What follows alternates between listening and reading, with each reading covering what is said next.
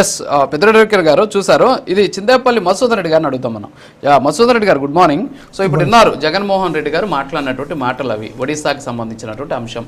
అక్కడ ఏం జరిగింది ఏంటి అనేది పెట్టారు. మీకు బహుశా దాని మీద ఐడియా ఉండి ఉండొచ్చు. ఎందుకంటే ఒడిశాలో దీనికి సంబంధించినటువంటి ఒక ప్రాజెక్టు కేంద్రపడ అనేటువంటి ప్రాంతంలో 1,02,000 కోట్ల రూపాయలతోటి ప్రాజెక్ట్ని చేపట్టారు. అయితే అక్కడ జాప్యము, సరైనటువంటి వాళ్ళు భూములు చూపించకపోవడం, సపోర్ట్ చేయకపోవడం వల్ల ఎప్పటి నుంచో వాళ్ళు వెనక్కి రావాలని చెప్పేసి ప్రయత్నాలు జరుగుతూ ఉన్నటువంటి పరిస్థితి. సో ఆ నేపథ్యంలోనే ఇప్పుడు నక్కపల్లిలో ఆల్రెడీ దీని మీద వేగవంతం అయినటువంటి సిచ్యువేషన్. అదే జగన్మోహన్ రెడ్డి గారు కూడా అదే చెప్పారు, ఆయన తప్పలేదు. సో కావాలంటే మీకు ఒకవేళ అది అబద్ధమో లేకపోతే ఇంకోటి తెలియాలనుకుంటే పీసీఆర్ ఒకసారి నవీన్ పట్నాయక్తో ఆయన ఆర్ఎస్ఎల్ మిట్టల్కి సంబంధించినటువంటి విజువల్ ఒకటి ఉంది, అది ప్లే చేయండి పక్కన. మరి మధుసూదన్ రెడ్డి గారు మరి జగన్మోహన్ రెడ్డి గారే చెప్తున్నారు ఆయన ఎన్నని పెడతారు అని చెప్పేసి, మళ్ళీ ఇప్పుడు నేనే పెట్టించానని చెప్తున్నారు. ఏంటి అసలు ఈ కన్ఫ్యూజన్ ఏంటి సార్?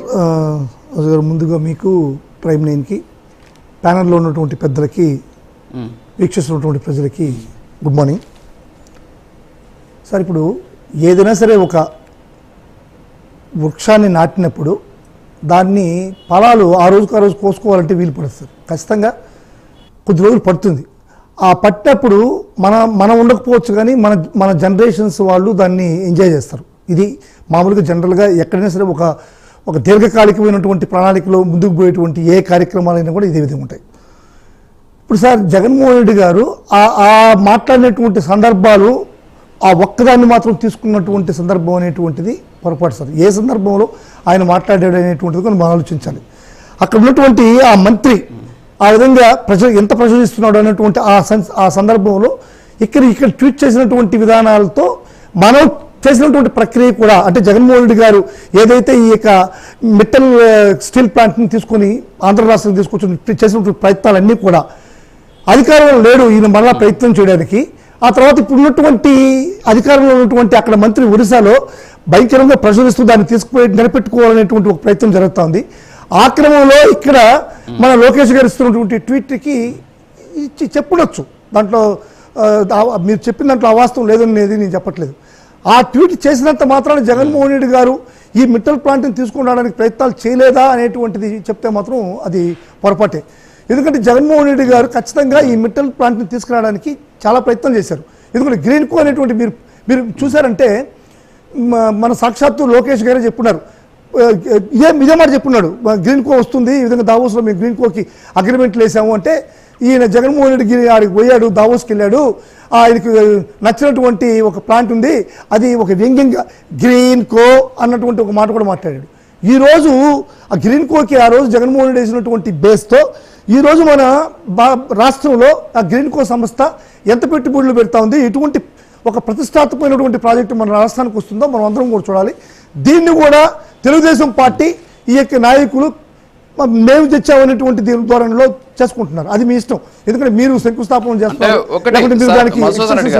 మధుసూదన్ రెడ్డి గారు భారతదేశంలో బ్రాడ్ గేజ్ రైల్వేలు, తర్వాత వచ్చేసి రైల్వే వ్యవస్థని బ్రిటిష్ వాళ్ళు తీసుకొచ్చారు. మరి వందే భారత్ రైలు తీసుకొచ్చింది మోడీ గారిని ఎందుకు చెప్పుకుంటున్నాం మనం? మరి బ్రిటిష్ వాళ్ళు తీసుకొచ్చిన దాన్ని కొనసాగింపు అనే పదాన్ని ఎందుకు పడుకోలేకపోతున్నాం సార్? ఒకటి సార్, ఇప్పుడు గ్రాహం బెల్ ఫోన్ కనిపెట్టాడు సార్. గ్రాహం బెల్ ఫోన్ కనిపెట్టాడంత మాత్రాన ఈరోజు సెల్ ఫోన్ కనిపెట్టిన వాడికి క్రెడిట్ ఇస్తామా? ఫోన్ వ్యవస్థకి ఫోన్ కనిపెట్టింది ఎవరంటే గ్రాహం బెల్లే. గ్రాహం బెల్కే వాళ్ళకి క్రెడిట్. ఆయన ఆలోచనలో నుంచి పుట్టినటువంటి ఆలోచనలో నుంచి ఐడియా అది. దాంట్లో కాబట్టి ఇప్పుడు ఆదిత్య మిట్టల్ తప్పదు సార్, తప్పదు. మీరు వంద చెప్పండి, కానీ సార్ నేను క్రెడిట్ చోరీ అంటే ఎట్లుంటో చూడండి సార్. చంద్రబాబు నాయుడు గారి క్రెడిట్ చోరీకి ఒక చిన్న ఎగ్జాంపుల్ చెప్తాను చూడండి. చంద్రబాబు నాయుడు గారు ఒక మీటింగ్ లో నిలబడుకొని మాట్లాడుతూ పక్కనే వాళ్ళ తనయుడు లోకేష్ గారు కూర్చోంటారు, మంత్రివర్యులు కూర్చొని ఒక ప్రోగ్రాంలో చెప్తున్నాడు రామ్, ఏదంటే ఇది తల్లికి వందనం అనేటువంటి ప్రోగ్రాంలో చెప్తున్నాడు.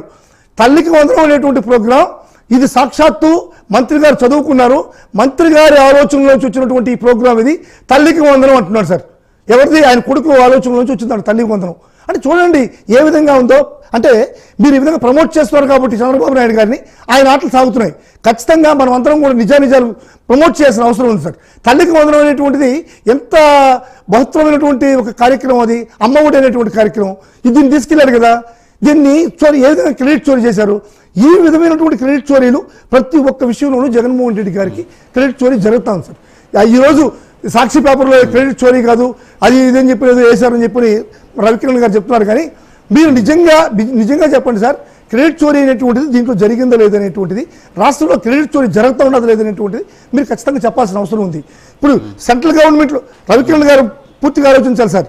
సెంట్రల్ గవర్నమెంట్లో మోడీ గారి క్రెడిట్ను కూడా చంద్రబాబు నాయుడు గారు పెరుక్కునేటువంటి పరిస్థితి ఈ రోజు రాష్ట్రంలో ఉంది. అది గమనించాలి. మీరు ఈ యొక్క రైతు భరోసా అనేటువంటిది ఏదైతే ఉందో ఆ రైతు భరోసా 20,000 రూపాయలు ఇస్తామన్నాడు. రైతు భరోసాలో 20,000 కూడా మోడీ గారు ఇచ్చేటువంటి అమౌంట్ కాకుండా ఇస్తామన్నాడు. ఈరోజు మోడీ గారు ఇచ్చేటువంటి అమౌంట్ కలుపుకొని మోడీ గారికి వెన్నుపోటు పడుస్తున్నాడు. అది ఎక్కడి నుంచి చెప్తున్నారా? సెంట్రల్ గవర్నమెంట్ వాళ్ళు మనకి ఇస్తున్నారు, సెంట్రల్ గవర్నమెంట్ ఇస్తున్న అమౌంట్ అని చెప్పని ఎక్కడ చెప్పడం. మీరు ఇచ్చేటువంటి కార్యక్రమాలు కూడా ఇక్కడ క్రెడిట్ చోరీ చేసి చంద్రబాబు నాయుడు గారు లబ్ధి పొందేటువంటి పరిస్థితి ఉంది. మీ పార్టీకి అన్యాయం చేసేటువంటి పరిస్థితి ఉంది. రవికిరణ్ గారు, మీరు దాన్ని ఆలోచించి మోడీ గారి ప్రమేయాన్ని కూడా రాష్ట్రంలో ఏముందని చెప్పాల్సిన పరిస్థితి ఉంది. చంద్రబాబు నాయుడు ఒక నిమిషం మధుసూదన్ రెడ్డి గారు, ఒక స్ట్రైట్ క్వశ్చన్ మీకు.